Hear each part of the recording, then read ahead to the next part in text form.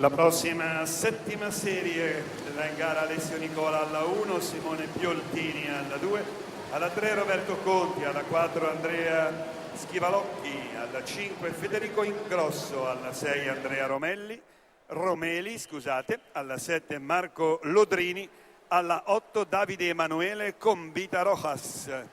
Intanto invitiamo in zona cerimoniale Giulia Rebusco, Francesca Gallina, Giulia Fraccaro, Sara Barro, Alessia Bezzegato, Camilla Vernaci per le 2 premiazioni relative alla categoria ragazzi, Anna Pirovano, Elisa Guariso, Ilaria Ripamonti, quindi Sofia Guarinelli, Rita Soldati, Giorgia Dalla Riva.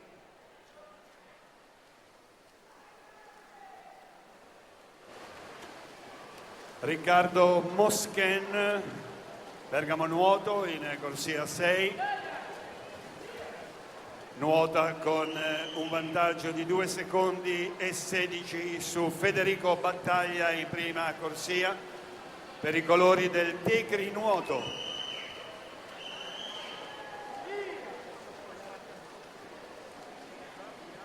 I nuotatori dunque sono quelli della 8ª serie, come già più volte ripetuto, 10 le serie in cui sono suddivisi i nuotatori della categoria ragazzi.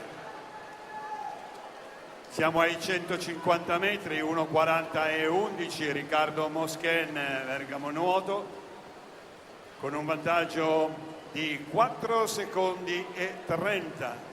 A 2 vasche dalla conclusione, la dice lunga sulla tranquillità con cui il nuotatore del Bergamo Nuoto può completare la sua prova, pur ricordando che il risultato ottenuto fino a quando i giudici non lo confermano è sempre da considerarsi puramente ufficioso.